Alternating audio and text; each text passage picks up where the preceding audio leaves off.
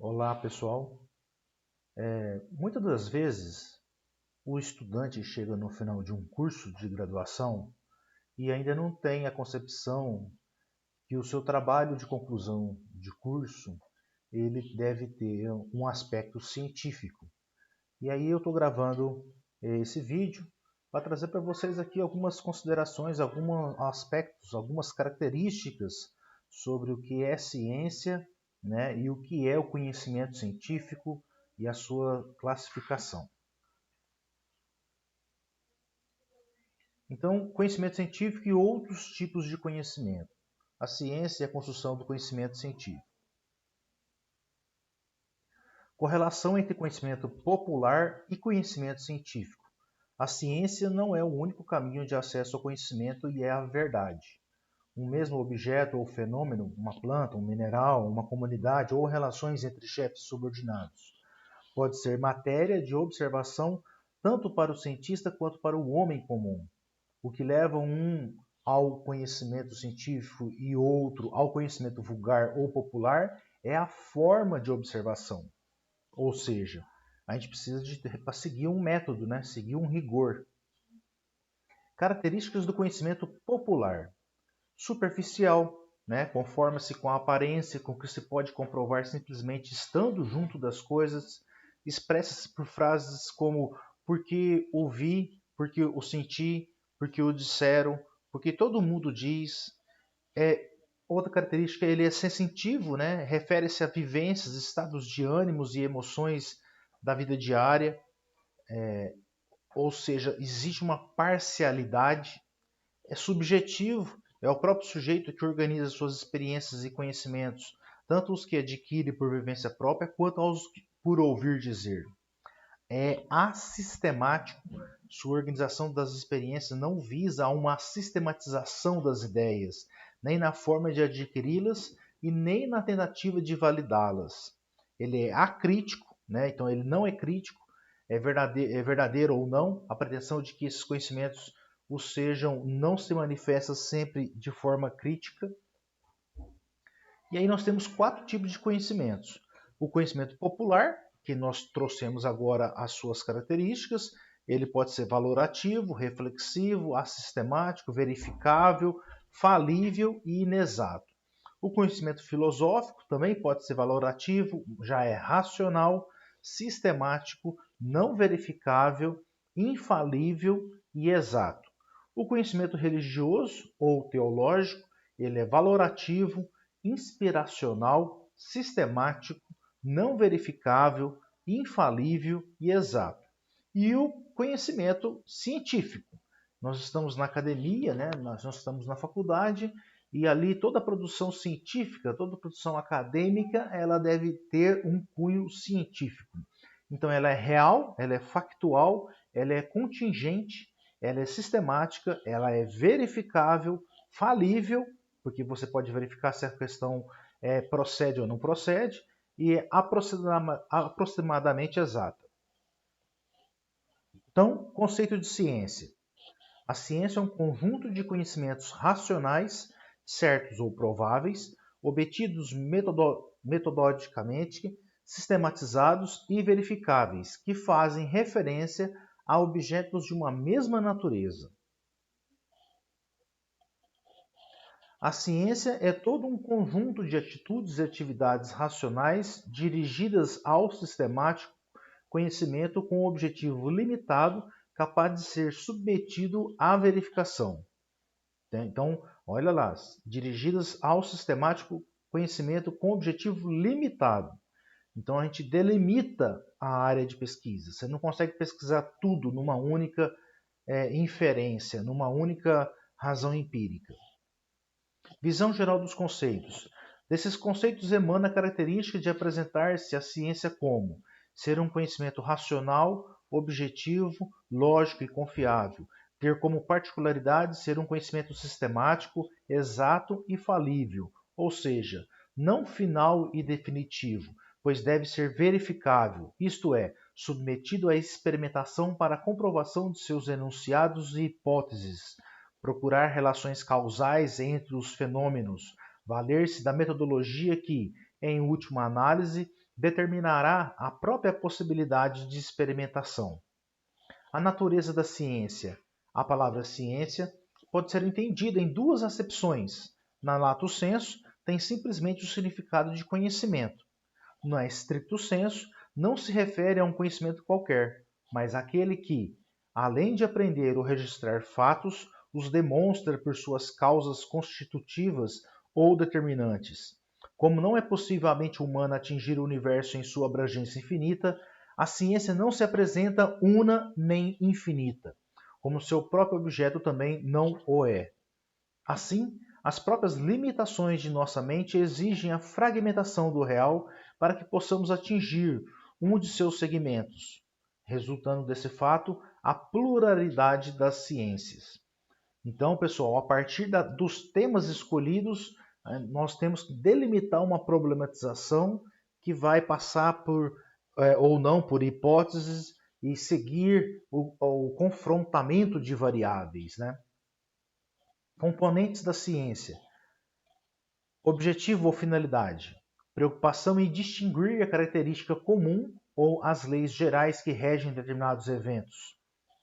Função.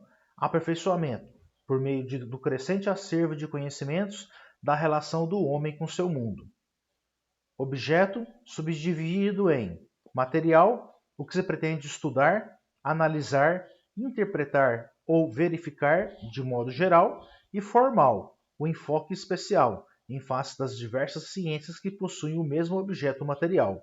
Então, o objeto é o que você vai estudar. Quando nós falamos que vocês vão fazer um trabalho de estudo de caso, a empresa que vai oportunizar desenvolver-se a problematização, né? Essa empresa é o seu objeto de estudo. Ciências formais e ciências factuais, né? A classificação da ciência. Então, nos formais estudam as ideias, né, na lógica e matemática, e nas factuais tratam de objetos, coisas e processos. Nas naturais nós temos a física, química, biologia, agronomia, e nas sociais, sociologia, direito, antropologia cultural, economia, política e psicologia social. A divisão em ciências formais e factuais leva em consideração a. O objeto ou tema das respectivas disciplinas. As formais preocupam-se com enunciados, ao passo que as factuais tratam de objetos empíricos, de coisas e de processos, né? Então, só lembrando que o empirismo é a capacidade de observação, né? O que diferencia a observação vulgar da observação científica é a sistematização dessa observação. Então, como é que você procede? Né? Você tem que ter um método, um rigor, né? Seguir parâmetros e critérios para que possa fazer essa observação. B. A diferença de espécies entre enunciados. Os enunciados formais consistem em relações entre símbolos e os factuais referem-se a entes extracientíficos, isto é, fenômenos e processos.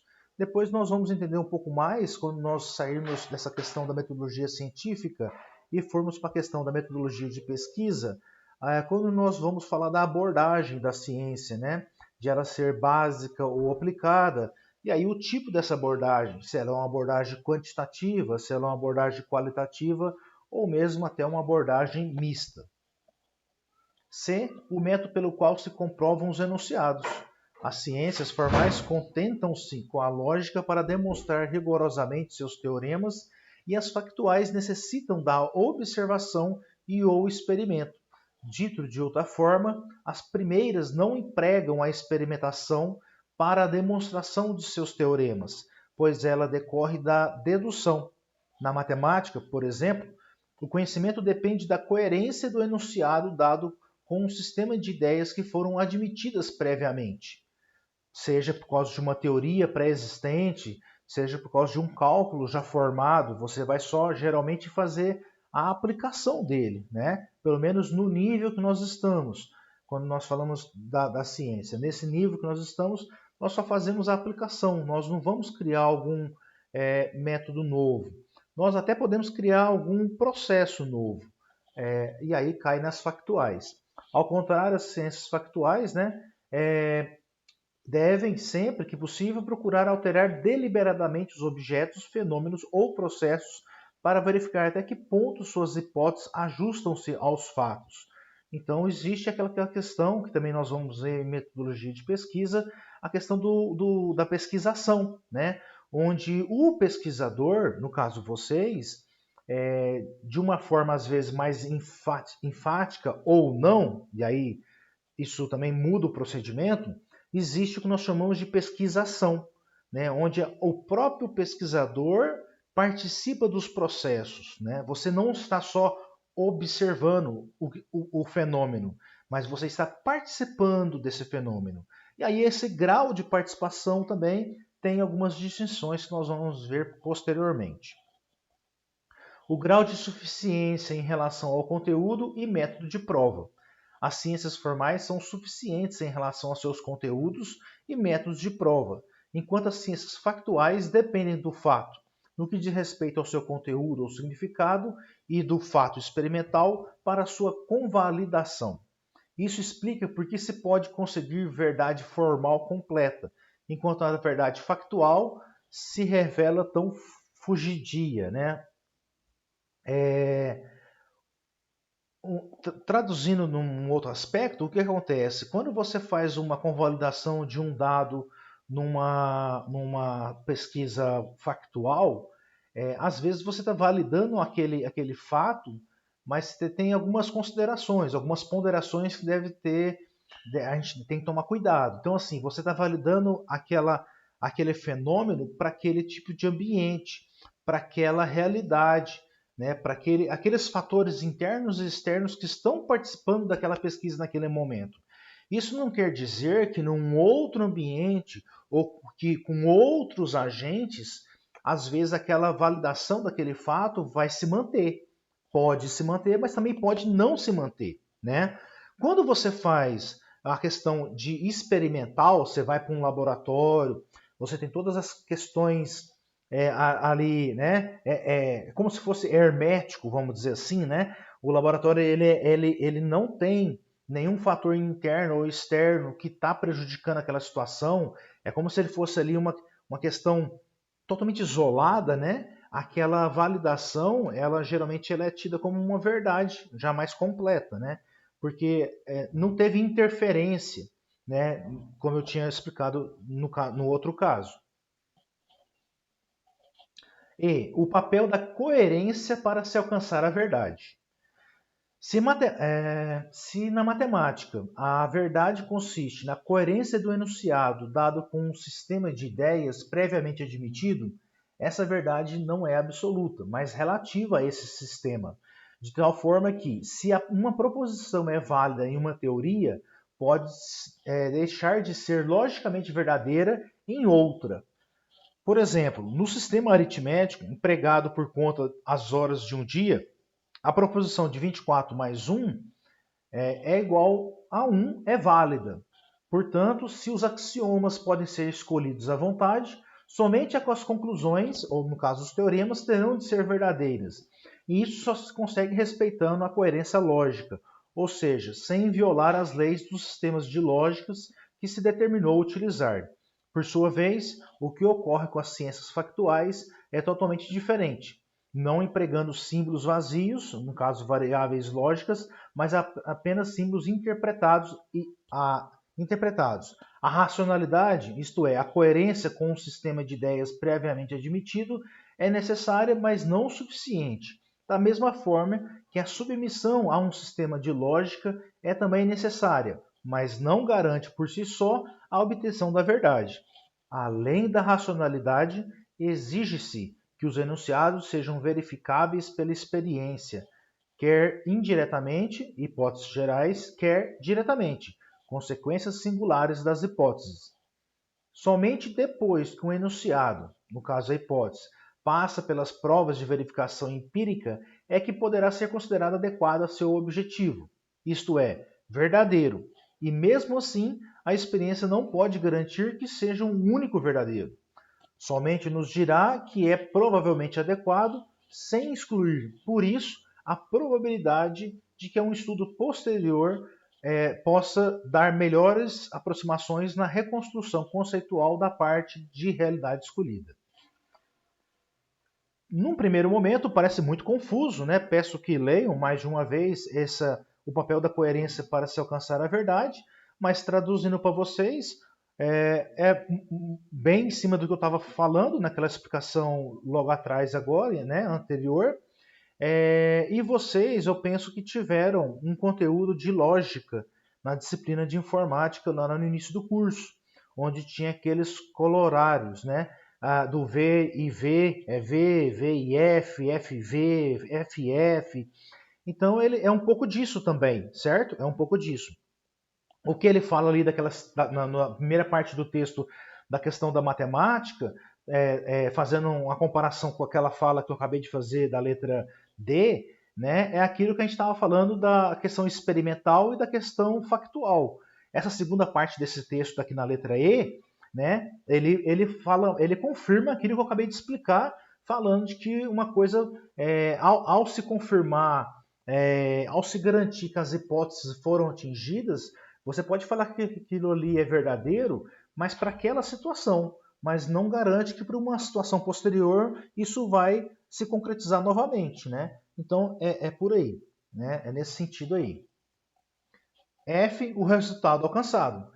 As ciências formais demonstram ou provam, as factuais verificam, comprovam ou refutam, hipóteses que, em sua maioria, são provisórias.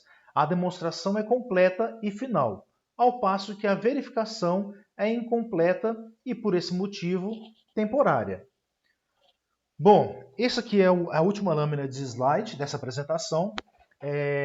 Essa é uma apresentação, geralmente, esse conteúdo geralmente é um conteúdo que vocês veem na disciplina de metodologia científica.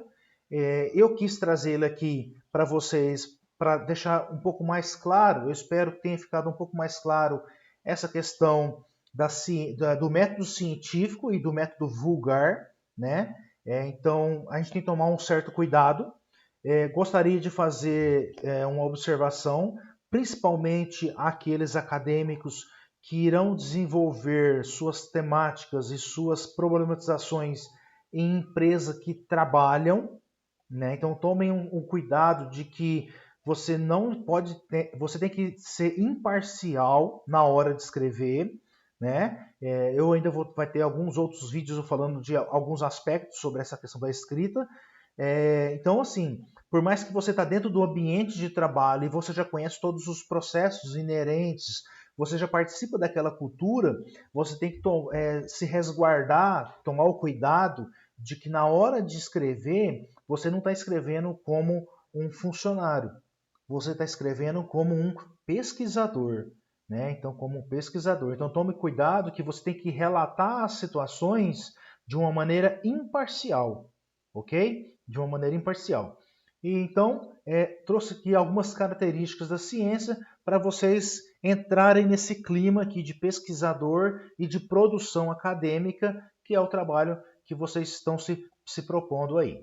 Muito obrigado e até a próxima.